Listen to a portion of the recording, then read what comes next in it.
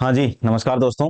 मैं Dinesh Rathore Delhi study circle के इस ऑनलाइन प्लेटफॉर्म पर आप बच्चों का हार्दिक स्वागत करता हूं। तो आज की इस क्लास में हम लोग अपनी उसी सीरीज को आगे बढ़ा रहे हैं जिसमें हम लोगों ने वन लाइनर जितने भी क्वेश्चन होते हैं उनको वन बाय वन रटना शुरू किया है। वो रटने का फायदा यह है कि एक तो आप लोग एक पैटर्न में चीजों को पढ़ना सीख जाओगे, दूसरा रटने के बहाने से निमोनिक्स बनाना सीख जाओगे, तीसरा जब आप कभी कभी थ्योरी पढ़ोगे या कोई बुक पढ़ोगे तो उसमें आपको ऐसा फील आएगा कि आपको 40 से 50% चीजें पहले से याद हैं। उसके बाद में थ्योरी को पढ़ना बड़ा आसान हो जाता है और वन बाई वन आप एमसीक्यू लगाओगे और चीजें करोगे तो उससे और ज्यादा डाउट क्लियर हो जाएंगे। ठीक है, आ जाओ। तो क्वेश्चन नंबर 1 है कि हॉर्नबिल महोत्सव मुख्य रूप से भारत के किस राज्य में मनाया जाता है। आपको पता है भारत में 28 राज्य हैं। उन 28 राज्यों में से कौन सा राज्य ऐसा है जिसमें हॉर्नबिल महोत्सव मनाया जाता है। अब आपको दो चार बातें क्लियर कर देता हूं। आप किसी भी एग्जाम की प्रिपरेशन कर रहे हो, या तो मेरे प्यारे भाई नॉर्थ ईस्ट में जितने भी आप लोगों के स्टेट हैं उनसे क्वेश्चन आता है, या फिर साउथ में है उनसे क्वेश्चन आता है। सामान्यतः यही होता है। तो हॉर्नबिल महोत्सव मुख्य रूप से किस राज्य में मनाया जाता है, तो इसका तुम बच्चे उत्तर याद कर लेना, नागालैंड में। क्लियर होना चाहिए तुम बच्चों को कि नागालैंड की जिसकी मैं बात कर रहा हूं उसमें हॉर्नबिल महोत्सव मनाया जाता है। अच्छा, पढ़ने की कला और सिखा देता हूं। आप अपने पास में मैप को लेके बैठा करो और जैसे मैंने नागालैंड की बात करी तो आप एक बार मैप में देख लिया करो कि नागालैंड कहां पर है। उससे चीजें आप लोगों को अच्छे से याद हो जाएंगी कि हॉर्नबिल महोत्सव मुख्य रूप से भारत के किस राज्य में मनाया जाता है, तो जवाब क्या आएगा, नागालैंड। क्वेश्चन नंबर 2 है, हेमिस महोत्सव मुख्य रूप से भारत के किस राज्य में मनाया जाता है। इसको सुधार करना मेरे भाई, भारत में कहां मनाया जाता है ये बोल देना राज्य के बजाय, क्योंकि हेमिस महोत्सव भारत के राज्य में नहीं एक केंद्र शासित प्रदेश में मनाया जाता है और वो अभी बना है। उसका नाम क्या है, लद्दाख नाम है। क्या नाम प्यारे दोस्तों, लद्दाख। तो क्लियर होना चाहिए दूसरा कि हेमिस महोत्सव भारत के किस शहर में या कहां पर मनाया जाता है, तो क्या जवाब दोगे, लद्दाख में। कि हेमिस महोत्सव मुख्य रूप से भारत में कहां मनाया जाता है, तो जवाब आएगा प्यारे दोस्तों, लद्दाख में। सवाल नंबर 3 है कि भारत का सबसे बड़ा राष्ट्रीय उद्यान कौन सा और कहां है। तो मेरे प्यारे भाई, भारत का सबसे बड़ा राष्ट्रीय उद्यान है हेमिस नेशनल पार्क। रख लेना, हेमिस नेशनल पार्क। अब इस सवाल को यहां इसलिए करवाया है क्योंकि अगर पूछा जाए कि हेमिस महोत्सव कहां, तो लद्दाख में। हेमिस मठ कहां, तो लद्दाख में। हेमिस नेशनल पार्क कहां, तो वो भी लद्दाख में। पूरी भारत का सबसे बड़ा राष्ट्रीय उद्यान है तो हेमिस नेशनल पार्क है। ये भी कहां पर है मेरे प्यारे भाई, लद्दाख में है। ये भी क्लियर होना चाहिए। अगला है कि सर भारत का सबसे छोटा राष्ट्रीय उद्यान कौन सा है और कहां है। कि जवाब दीजिए कि भारत का सबसे छोटा राष्ट्रीय उद्यान वो कौन सा है और कहां है। तो ये भी क्लियर होना चाहिए कि भारत का सबसे छोटा राष्ट्रीय उद्यान कौन सा है, तो क्या बोलोगे, भारत का सबसे छोटा राष्ट्रीय उद्यान है साउथ बटन। क्या नाम है प्यारे दोस्तों, साउथ बटन। और कहां पर है ये, यह है अंडमान और निकोबार द्वीप समूह में। क्या कहा मैंने, सबसे छोटा कौन सा है, तो जवाब क्या दोगे मेरे प्यारे भाई, अंडमान और निकोबार द्वीप समूह में है। और नाम क्या है उसका, तो आप बच्चे क्या बोलोगे, साउथ बटन नाम है। क्या नाम है, साउथ बटन। अंडमान और निकोबार द्वीप समूह में है। अगला है कि विश्व का एकमात्र तैरता हुआ राष्ट्रीय उद्यान कौन सा है और कहां है। तो मेरे प्यारे भाई, विश्व का एकमात्र तैरता हुआ राष्ट्रीय उद्यान का नाम है केबुल लामजाओ। क्या नाम है, केबुल लामजाओ। और ये केबुल लामजाओ है कहां पर, तो रट लेना, ये मणिपुर में है। और मणिपुर में कहां, तो लोकटक झील में है। लोकटक झील पर है ये। तो आप लोगों को क्लियर होना चाहिए कि सारे कि विश्व का एकमात्र तैरता हुआ राष्ट्रीय उद्यान कौन सा है और कहां है। तो विश्व का एकमात्र तैरता हुआ राष्ट्रीय उद्यान का नाम क्या है, केबुल लामजाओ। और ये कहां पर है प्यारे दोस्तों, मणिपुर में है। तो अब आप बच्चों को मणिपुर मैप में देख लिया करो कि मणिपुर कहां है और उसमें केबुल लामजाओ विश्व का एकमात्र तैरता हुआ राष्ट्रीय उद्यान है। अच्छा, एक क्वेश्चन ये भी पूछा गया है कि विश्व का एकमात्र तैरता हुआ, भारत में पूछा गया था कि भारत का एकमात्र तैरता हुआ राष्ट्रीय सॉरी भारत का एकमात्र तैरता हुआ पोस्ट ऑफिस कहां पर है। ये जम्मू कश्मीर में है। यहां पर मैंने बात किसकी करी, नेशनल पार्क की। अगला है कि भारत का सबसे पहला राष्ट्रीय उद्यान कौन सा और कब बना। तो मेरे प्यारे भाई, भारत का सबसे पहला राष्ट्रीय उद्यान का नाम है, भारत का सबसे पहला राष्ट्रीय उद्यान है। अब देखो इसके कुछ नाम थे। इसका पहले नाम था heli national park. Heli national park, ठीक है ना। कि भारत का सबसे पहला राष्ट्रीय उद्यान क्या नाम था, हेली नेशनल पार्क। और जिसमें इसकी स्थापना हुई थी, कब हुई थी, 1936 में। नाम क्या था, हेली नेशनल पार्क। ठीक है। और अब इसका नाम क्या रखा गया फिर बाद में, जिम कार्बेट नेशनल पार्क, इसी का नाम रखा गया। जिम कार्बेट नेशनल पार्क कहां है, यह उत्तराखंड में। सुनो, हेली भी इसी का नाम है, जिम कार्बेट भी इसी का नाम है, और प्रेजेंट टाइम पर इसका नया नाम पास हो रखा है Ramganga national park. Ramganga national park, ये नया नाम इसका पास हो रखा है, रामगंगा नेशनल पार्क। तो पहले नाम था हेली नेशनल पार्क उत्तराखंड में 1936 में, उसका नाम बदल के कर दिया गया जिम कार्बेट नेशनल पार्क, और प्रेजेंट टाइम पर नया नाम प्रस्तावित है और रामगंगा नेशनल पार्क है। अगला है, विश्व का सबसे बड़ा नदी द्वीप कौन सा है? वो है माजुली। विश्व का सबसे बड़ा नदी द्वीप है माजुली। कहां पर है? तो क्या बोलोगे? माजुली जो सबसे बड़ा नदी द्वीप है, यह है असम में। वो कौन सी नदी पर है? तो ब्रह्मपुत्र नदी पर है। रख लेना मेरे प्यारे भाई कि ब्रह्मपुत्र नदी पर है। ब्रह्मपुत्र नदी में एक द्वीप है, विश्व का सबसे बड़ा नदी द्वीप की बात कर रहा हूं, वो आसाम में है, माजुली द्वीप है। तो माजुली की अगर मैं बात करूं, तो माजुली महोत्सव भी मनाया जाता है। माजुली महोत्सव कहां मनाया जाता है? तो क्या बोलोगे? आसाम में मनाया जाता है। क्या बोलोगे? आसाम। विश्व का सबसे बड़ा द्वीप कौन सा है? माजुली मुखोटा को जीआई टैग दिया गया असम से। हाल ही में एक करंट का क्वेश्चन और बताया सर ने कि माजुली मुखोटा उसको जीआई टैग दिया गया है, वो भी कहां पर है? आसाम में। तो ये भी क्लियर होना चाहिए आप बच्चों का। और माजुली चित्रकला शिल्प को भी जीआई टैग दिया गया है ना। तो ये दो चीजें और देख लेना, ये भी आसाम में ही है, और हाल फिलहाल में दिया गया है, करंट का क्वेश्चन बन रहा है। विश्व का सबसे बड़ा द्वीप कौन सा है? देखो, तीन सवाल। सबसे बड़ा नदी द्वीप कौन सा है? तो जवाब याद करना, माजुली।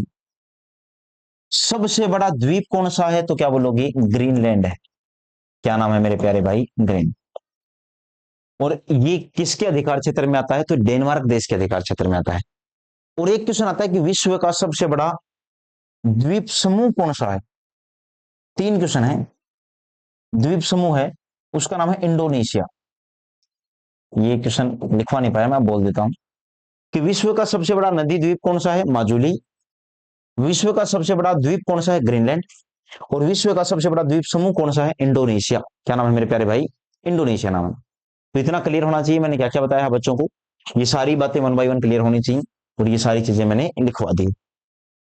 अगला देखो, क्वेश्चन नंबर 10 कि पर्यावरण संरक्षण अधिनियम कब पारित किया गया था? कि बताइए, पर्यावरण संरक्षण अधिनियम कब पारित किया गया था? तो इसको रट लेना, 1986 में। ये सारे सवाल पूछे जा चुके हैं भाई। फिर है, बाघ संरक्षण अधिनियम कब पारित किया गया था? इसको भी रट लीजिए, 1973 में। फिर है, वन संरक्षण अधिनियम कब पारित किया गया था? तो इसको भी रट लीजिए, वन संरक्षण अधिनियम पारित किया गया था 1980 में। फिर है कि वन्य जीव संरक्षण अधिनियम कब पारित किया गया था? तो इसको भी अपने जहन में बैठा लो, 1972 में। अगला है कि विश्व पर्यावरण दिवस कब मनाया जाता है? मेरे प्यारे भाई, विश्व पर्यावरण दिवस मनाया जाता है 5 जून को। कब मनाया जाता है? तो क्या बोलोगे? 5 जून को। और पहली बार कब मनाया गया था? 5 जून 1974 को मनाया गया था पहली बार। मनाया कब जाता है दिवस पूछे तो 5 जून। पहली बार कब मनाया गया? 5 जून 1974 को। उसके बाद में विश्व योग दिवस कब मनाया जाता है? तो इसको भी अपने दिमाग में बैठा लो कि विश्व योग दिवस मनाया जाता है 21 जून को। और कब से शुरुआत की गई है? 2015 से। कि विश्व योग दिवस 2015 से शुरू किया गया है। अगला है, विश्व पृथ्वी दिवस कब मनाया जाता है? तो मेरे प्यारे भाई, विश्व पृथ्वी दिवस मनाया जाता है 22 अप्रैल को। विश्व जल दिवस कब मनाया जाता है? तो क्या बोलोगे? 22 मार्च को मनाया जाता है, 22 मार्च को। और विश्व जैव विविधता दिवस कब मनाया जाता है? तो क्या बोलोगे? 22 मई को मनाया जाता है विश्व जैव विविधता दिवस, 22 मई को। भारत सबसे बड़ा टाइगर रिजर्व कौन सा है? भारत का सबसे बड़ा टाइगर रिजर्व तो रट लेना, नागार्जुन। क्या नाम है दोस्तों? नागार्जुन सागर श्रीशैलम। नागार्जुन सागर श्रीशैलम कहाँ है? एपी का मतलब है आंध्र प्रदेश में। नागार्जुन सागर श्रीशैलम कहाँ है मेरे प्यारे भाई? तो क्या जवाब दोगे? आंध्र प्रदेश में है। ठीक है, ये भी क्लियर होना चाहिए तुम बच्चों को। एक बार देख लेना, एक बार रिकॉर्डिंग चालू है क्या?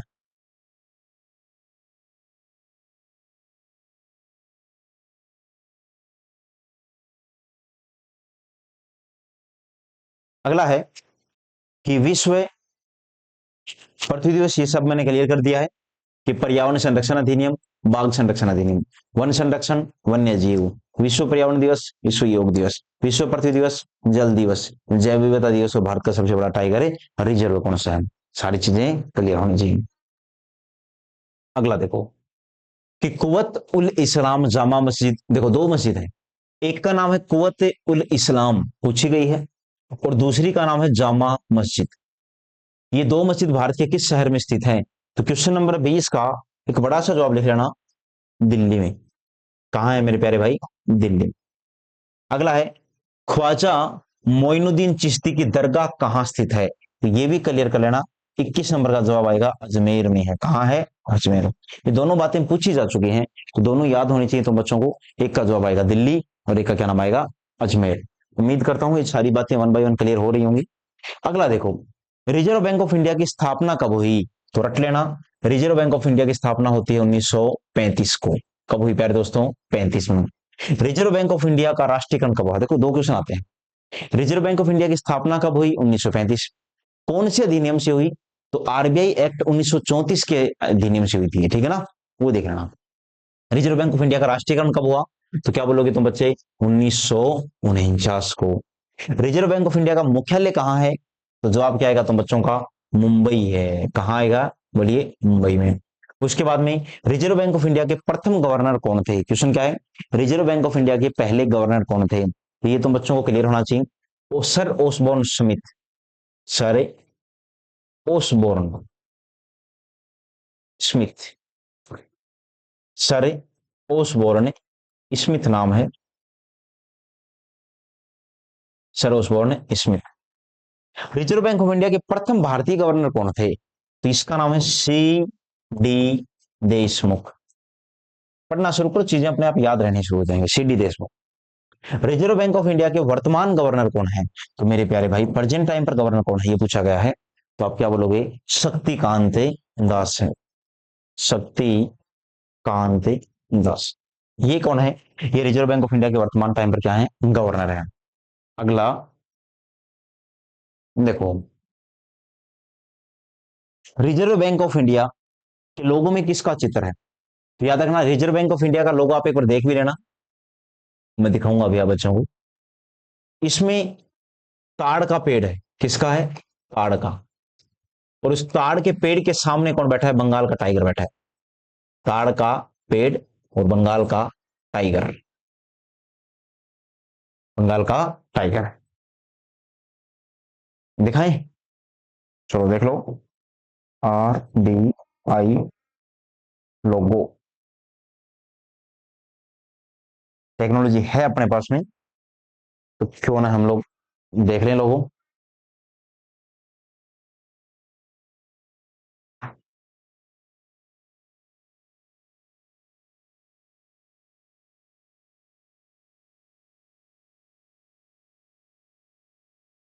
ये देखो, ये है ताड़ का पेड़ और उसके सामने ये है बंगाल का टाइगर, दिख रहा है? तो देख लेना इसको, ये भारतीय रिजर्व बैंक का लोगो है कि ताड़ का पेड़ है और सामने कौन है? बंगाल का टाइगर है। ठीक है, वापिस आ जाते हैं।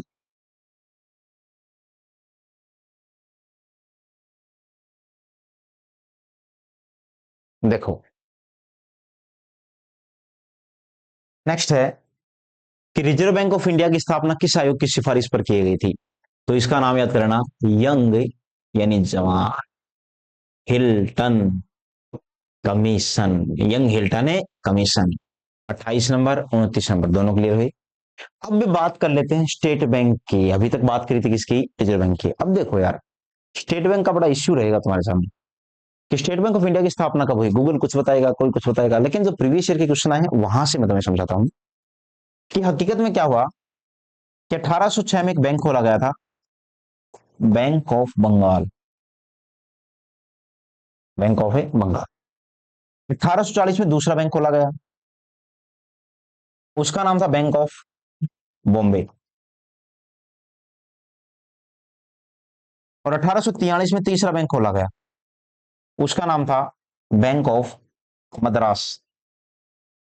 ये तीन बैंक खोले गए और इन तीनों को मर्ज करके 1921 में एक बैंक बनाया गया था, imperial bank of India. Imperial bank of India, सुनना, इंपीरियल बैंक ऑफ इंडिया। क्या कहा मैंने कि 1806 में बैंक ऑफ बंगाल खोला गया है, 1840 में बैंक ऑफ बॉम्बे और 1843 में बैंक ऑफ मद्रास। तो इन तीनों से मिलाकर एक बैंक बनाया गया 1921 में, तीनों को मर्ज करके, और उसका नाम रखा गया है imperial bank of India. State bank of India नहीं, इंपीरियल बैंक ऑफ इंडिया। 1921 के बाद में 1955 में क्या होता है, दो काम होते हैं 1955 में। एक तो इस बैंक का राष्ट्रीयकरण कर दिया और साथ में इसका नाम बदल दिया, इंपीरियल बैंक ऑफ इंडिया से इसका नाम कर दिया स्टेट बैंक ऑफ इंडिया। तो ये क्वेश्चन 30 नंबर पूछा जा चुका है एनटीपीसी के एग्जाम में कि स्टेट बैंक ऑफ इंडिया की स्थापना कब हुई। तो ऑप्शन में ना 1921 था ना 55 था, ऑप्शन दे रखा था मेरे प्यारे भाई 1806। तो तुम बच्चों को 1806 ही टिक करना पड़ेगा। क्यों? क्योंकि अगर आप ध्यान से देखो तो सबसे पहला बैंक यही बैंक ऑफ बंगाल जिसको मैंने बोला है, सबसे पहले बैंक इसी की स्थापना हुई थी और बाद में इसमें दो बैंक और मर्ज किए गए हैं। तो सबसे पहले बैंक शुरुआत इसी से हुई ना। तो तुम बच्चों को जवाब क्या टिक करना पड़ेगा, 1806 में। इंपीरियल बैंक ऑफ इंडिया कब बना, ये तीनों से मिलाकर, तो क्या बोलोगे 1921 में। राष्ट्रीयकरण कब हुआ, 1955 में। और नाम कब बदला, तो भी 1955 में। तो सवाल मैंने समझा दिया तुम बच्चों को कैसे कैसे क्या क्या पूछा जा सकता है, ये क्लियर है होना चाहिए। स्टेट बैंक ऑफ इंडिया का राष्ट्रीयकरण कब हुआ, तो स्टेट बैंक ऑफ इंडिया का राष्ट्रीयकरण अभी तो मैंने समझा दिया 1955 में राष्ट्रीयकरण हुआ। स्टेट बैंक ऑफ इंडिया का मुख्यालय कहां है, तो क्या बोलोगे मुंबई में, जहां पर है रिजर्व बैंक ऑफ इंडिया का, वहीं पर किसका है, स्टेट बैंक ऑफ इंडिया का। विश्व बैंक का मुख्यालय कहां है, तो ये अमेरिका में है। और अमेरिका में कौन सी, अमेरिका की राजधानी है वाशिंगटन डीसी, वाशिंगटन डीसी। और ये अमेरिका की क्या है मेरे प्यारे भाई, राजधानी है वाशिंगटन डीसी, अमेरिका। एशियाई विकास बैंक का मुख्यालय कहां है, एशियाई विकास बैंक का मुख्यालय कहां है, तो क्या बोलोगे तुम लोग कि एशियाई विकास बैंक का मुख्यालय, जिसको हम लोगों ने बोला है एडीबी, एशियन डेवलपमेंट बैंक, इसका मुख्यालय है मनीला, फिलीपींस। मनाली मत कर देना भाई, क्योंकि तुम लोगों ने मनाली नाम बहुत सुन रखा है, ये मनीला है। और मनीला किसकी राजधानी है, फिलीपींस की। कि एशियाई विकास बैंक, एडीबी जिसको हम लोग बोलते हैं, एशियन डेवलपमेंट बैंक। अगला है विश्व बैंक की स्थापना कब हुई, तो मेरे प्यारे प्यारे भाई विश्व बैंक की स्थापना हुई 1944 में। एशियाई विकास बैंक की स्थापना कब हुई, तो क्या बोलोगे 1966 में। और 1955 में क्या हुआ, तो क्या बोलोगे स्टेट बैंक ऑफ इंडिया का राष्ट्रीयकरण हुआ और नाम बदला गया, इंपीरियल बैंक ऑफ इंडिया का बदल के क्या कर दिया, स्टेट बैंक ऑफ इंडिया। अगला है कि विश्व बैंक का वर्तमान अध्यक्ष कौन है, तो क्या बोलोगे अजय, पूरा नाम क्या है इसका, अजय बंगा। ठीक है, अजय बंगा। ठीक है, ये मत बोलना भाई सब कुछ मेरे को सारी चीजें ऐसे अच्छे से याद होना। तो एक ऑप्शन वाला भी क्राइटेरिया होता है, अजय बंगा नाम है। विश्व बैंक का वर्तमान अध्यक्ष कौन है, तो क्या बोलोगे आप बच्चे, अजय बंगा है।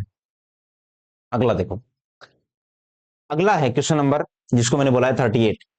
क्या कि एशियाई विकास बैंक का वर्तमान प्रेजेंट टाइम पर अध्यक्ष कौन है, एडीबी का। तो इसका क्या नाम है, अजीब सा नाम है इसका यार, वासात्सुगु, मासात, सॉरी, मासात्सुगु अस्कावा। थोड़ा नाम बड़ा अजीब सा है, सुगु अस्कावा, मासात्सुगु अस्कावा, है ना। 39 नंबर का जवाब क्या है, लेकिन ऑप्शन आने के बाद इजीली टिक किया जा सकता है अगर याद किया हुआ है तो। भारतीय रुपए का नया सिंबल कब आया था, तो वह याद करना 15 जुलाई 2010 को। ठीक है, 15 जुलाई 2010 को क्या आया था, भारतीय रुपए का सिंबल आया था। 40 नंबर, भारतीय रुपए का डिजाइन किसने दिया, डी उदय कुमार। सब क्वेश्चन पूछे जा चुके हैं। डी उदय कुमार ने क्या दिया था, भारतीय रुपए का सिंबल दिया था। अब आपको बताओ तो भारतीय रुपए का सिंबल ये वाला है ना, ऐसा है सिंबल। ये डिपेंड करता है केसरिया, सफेद, हरा, कुछ ऐसे है ये सिंबल। ठीक है, तो ये भारतीय रुपए का नया क्या है, सिंबल है, डी उदय कुमार ने दिया। भारत में पहली बार जनगणना कब और किसके कार्यकाल में हुई, भारत में पहली बार जनगणना हुई 1872 में। लेकिन अगर एक सुचारू रूप से बात करो तो वो हुई थी 1881 में। तो भारत में पहली बार जनगणना कब हुई, तो जवाब क्या दोगे, 1872 में। किसके कार्यकाल में, तो क्या बोलोगे, Lord Mayo, Mayo, Lord Mayo के काल में। तो पहली बार दशक के आधार पर, जैसे हर 10 साल में जनगणना हो रही है ना, इस आधार पर कब हुई, तो क्या जवाब दोगे तुम बच्चे, लॉर्ड रिपन। क्या बोलोगे मेरे प्यारे भाई, लॉर्ड रिपन। दूसरी बात फिर होती है 1947 में भी हुई है। भाई 1947 में भारत आजाद हुआ है, 1951 में, और अभी हाल फिलहाल में 2011 जनगणना है। तो देखो ध्यान से, अगर यहां से इसको काउंट करोगे तो ये है 15वीं जनगणना, 15। अगर आप 1881 से उसको काउंट करोगे तो ये है 14वीं जनगणना, 14। और अगर आप आजादी के बाद से काउंट करोगे, आजादी के बाद की कौन सी जनगणना है, काउंट भी कर सकते हो। 1951 में पहली थी, 61 दूसरी थी, 71, 81, 91, 2001, 2011। तो कौन सी थी मेरे प्यारे भाई, 7th यानी 7वीं। तो सवाल कुछ भी पूछे, अगर ये पूछ रहे कि आजादी के बाद की कौन सी जनगणना है, तो 7वीं है। स्टार्टिंग से कौन सी है, तो क्या बोलोगे, 15वीं है। और अगर बात करें वो दशकीय आधार पर कौन सी है, तो कौन सी बोलोगे, 14th यानी 14 नंबर की। यहां से एक क्वेश्चन और भी पूछा गया है जनसंख्या के आधार पर ही, कि महाविभाजक किस वर्ष को बोला गया है ना। तो वो भी क्लियर करके बताना आप मेरे को, कि जनसंख्या में महाविभाजक किस वर्ष को बोला गया। अगला देखो 43, जनसंख्या किस सूची का विषय है। 3 सूची होती है पॉलिटी में, आप पढ़ोगे तो धीरे धीरे। एक का नाम होता है संघ सूची। संघ सूची में सारी वो चीजें हैं जिन पर केवल केंद्र सरकार क्या बनाती है, कानून। एक होती है राज्य सूची, इसमें सारे वो चीजें हैं जिनमें केवल राज्य सरकार कानून बनाती है। और तीसरा है मेरे प्यारे भाई, समवर्ती सूची। इसमें पावर ये है कि सारा कानून बनाने का अधिकार दोनों को है, केंद्र को भी और राज्य को भी। तो संघ सूची की बात करें तो बोला कि जनसंख्या किस सूची का विषय है। जनसंख्या मेरे प्यारे भाई समवर्ती सूची का विषय है, समवर्ती सूची का विषय है जनसंख्या। समवर्ती सूची का विचार किस देश के संविधान से लिया गया है, याद करना। ओसम नाम से मैंने याद ट्रिक बना रखी है, ऑस्ट्रेलिया, कि इन दोनों का ऑस्ट्रेलिया से, और इन दोनों का मेरे प्यारे भाई कनाडा से। कि कहां से लिया गया है, तो क्या बोलोगे कि समवर्ती सूची का विचार तो लिया गया है ऑस्ट्रेलिया से, और संघ सूची और राज्य सूची का लिया गया है कनाडा से। तो उम्मीद करता हूं यहां तक सवाल चीजें क्लियर हो गई होंगी। क्वेश्चन नंबर 45, 2011 की जनगणना के जनगणना आयुक्त कौन थे, नाम याद करना, सी चंद्र मौली। क्या नाम है मेरे प्यारे भाई, सी चंद्र मौली। लिख लेना कॉपी में, और ये पीडीएफ तुम बच्चों को दे ही दी है, तो इसको पढ़ते हुए आओगे, सी चंद्र मौली। नेक्स्ट देखो,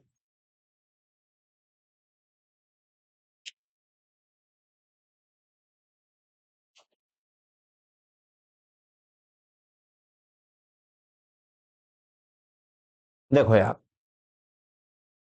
क्वेश्चन नंबर 46, एशिया महाद्वीप की सबसे ऊंची चोटी कौन सी है। तो एशिया महाद्वीप की सबसे ऊंची चोटी है माउंट एवरेस्ट। क्या नाम है मेरे प्यारे भाई, माउंट एवरेस्ट। फिर 2 नंबर पे सबसे बड़ा महाद्वीप है अफ्रीका।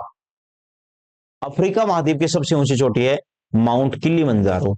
पता नहीं यार, ये किलिमंजारो बहुत पूछी जाती है, 2 कारण हो सकते हैं। एक तो नाम थोड़ा अजीब सा है ये किलिमंजारो, इस चक्कर में पूछी जाती है, या फिर जो भी कारण है। लेकिन अफ्रीका महाद्वीप की चोटी सबसे ज्यादा बार पूछी गई है माउंट किलिमंजारो, किलिमंजारो।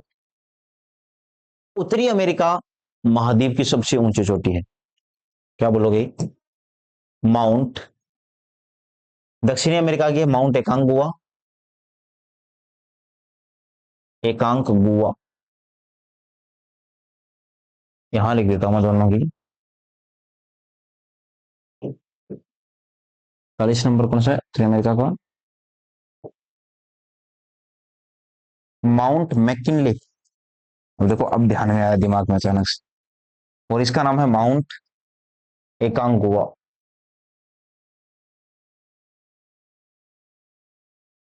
48वीं होगी, 49वीं होगी, दक्षिण मैकिनले और माउंट एकांगुआ।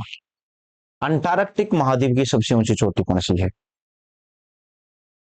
क्या बोलोगे? विन्सन। क्या नाम मेरे प्यारे भाई? विन्सन। ये क्या है? अंटार्कटिक महाद्वीप की सबसे ऊंची चोटी है विन्सन। यूरोप महाद्वीप की सबसे ऊंची चोटी एल्बर्स, माउंट एल्बर्स ये है। ऑस्ट्रेलिया महाद्वीप की सबसे ऊंची चोटी कौन सी है ऑस्ट्रेलिया की? तो क्या बोलोगे? इसका नाम है माउंट कोसियुस्को। कोसियुस्को ये माउंट कोसियुस्को। देख लेना यार, बड़ा अजीब अजीब नाम है। Mount Everest, Mount Kilimanjaro, Mount McKinley, Mount Aconcagua, Mount Vinson, Mount Elbrus, Mount Kosciuszko. लेकिन इससे क्या धीरे धीरे कॉन्फिडेंस बढ़ने लगता है बच्चों में, और ऐसे लगने लगता है कि यार देखो मुझे इतनी सारी चीजें याद है ना। तो ये 52 क्वेश्चन हो गई। क्वेश्चन नंबर 53, बाबरनामा किसने लिखा? तो बाबरनामा खुद बाबर ने लिखा है। हुमायूंनामा उसकी बहन थी गुलबदन बेगम। गुलबदन बेगम। बेगम। हम्म। बहन नहीं थी क्या उसकी? देखना एक बार। अकबरनामा किसने लिखा था? अकबरनामा लिखा था किसने? अबुल फजल ने। अबुल फजल। ये अकबर के नवरत्न में शामिल था अबुल फजल। अबुल फजल। क्या है गुलबदन बेगम? हम्म। बहन है ना। अगला है, शाहनामा किसने लिखा था? तो क्या बोलोगे? शाहनामा लिखा था फिरदौसी ने। फिरदौसी। तो यार देखो 56 सवाल करवा दिए मैंने बात बातों में, और लगभग मैंने हर चीज कवर करने का प्रयास किया है। और आप धीरे धीरे देखना, इतना जबरदस्त तरीके से आपको सारी चीजें याद मिलेंगी। आपको खुद लगेगा यार पता ही नहीं चला आपको इतनी सारी चीजें कब याद हो गई। तो जब मैं इन 400-500 क्वेश्चनों की एक प्रकार से पीडीएफ बन जाएगी ना 500 क्वेश्चनों की, उसके तुरंत बाद मैं सुनना शुरू कर दूंगा, चीजें एक दूसरे से पूछना शुरू कर दूंगा बच्चों से, और धीरे धीरे करके वन बाय वन चीजें आप लोगों को याद होती चलेंगी। और फिर जब पढ़ोगे ना, और या फिर आप प्रीवियस ईयर के क्वेश्चन देखोगे, आपको लगेगा ये मुझे आता है, ये भी मुझे आता है, ये भी आता है ना। तो वो एक जो अच्छा कॉन्फिडेंस आता है बच्चों में, वो यहाँ से आना शुरू हो जाएगा। ठीक है। धन्यवाद दोस्तों। और अगर आपको लगे कि मेरी क्लास आप बच्चों के लिए काम की, या फिर सारे एग्जाम ओरिएंटेड क्वेश्चन है, या फिर ये पीडीएफ अगर आप बच्चों को चाहिए, तो पीडीएफ के लिए देखो नीचे आ भी रहा है, join us on Telegram for PDF. आप दिल्ली स्टडी सर्किल चूरू के नाम से सर्च मारिएगा टेलीग्राम के ऊपर, आपको अपना चैनल मिलेगा। वहां पर आप इसको ज्वाइन कर सकते हो, पीडीएफ डाउनलोड कर सकते हो। ठीक है। ताकि आप बच्चों को क्वेश्चन क्वेश्चन देख के आपको अनुमान लग जाएगा आपको कितना आता है और कितना नहीं आता, और इनका सॉल्यूशन हुए कॉपी में लिखते रहो, नंबरिंग डाल के 1 2 3 4 5। ठीक है। आप बच्चों के लिए अच्छी चीजें हो जाएंगी। ठीक है। धन्यवाद दोस्तों। उम्मीद करता हूं ऑफलाइन वाले जो बच्चे हैं वो इसको याद करके आओगे, रट के आओगे, ताकि मैं कल आप बच्चों से पूछ सकूं। तीसरी बात, एक छोटी सी बात और है, अगर आपको लगे कि ये चीज आपके काम की है, तो आपका अगर कोई भाई बंधु जो बाहर रह के तैयारी कर रहा है, उनके लिए अपने यहाँ पर छात्रावास की सुविधा है। अगर वो उनको लगे कि तैयारी करनी है, रात को बच्चे 1 1 2 2 बजे तक लाइब्रेरी में पढ़ रहे हैं, तो उसका एक आउटपुट ये मिलेगा, बच्चे जो बाहर रह रहे हैं ना, और वो भी नॉमिनल सी फीस है। ठीक है। जितना एक खर्चा लगता है बच्चे का सिक्कर वगैरह रह के, उससे कम फीस है। और बच्चे रात को 2 2 3 3 बजे तक पढ़ रहे हैं, लाइब्रेरी में बैठ के पढ़ रहे हैं। ठीक है। और उसके बाद में क्लासरूम में साइड में कोई मतलब 2 बजे 3 बजे तक पढ़ाई करके जितना एक संभव हो पाता है बच्चे से, बाद में जाके रूम में रेस्ट कर लेते हैं, नींद ले लेते हैं आराम से। ठीक है। तो अगर किसी बच्चे को इंटरेस्ट हो तो वो बच्चे भी शामिल हो सकते हैं, क्योंकि आपको पता है एक बार आपको घर से बाहर निकलना पड़ता है तैयारी के लिए। 6 महीने 8 महीने पागलों की तरह देने होते हैं। आप सोच के देखिए, अगर आपने इस वीडियो को एक बार 2 बार देख लिया, उत्तर लिख लिया, आप रटते रहे हो, घर पे पढ़ाई थोड़ी सी कम हो पाती है बच्चों को। तो वो बच्चे जो बाहर गए हुए हैं या जिनका विचार हो वो जरूर याद करिएगा हमें। ठीक है। धन्यवाद दोस्तों।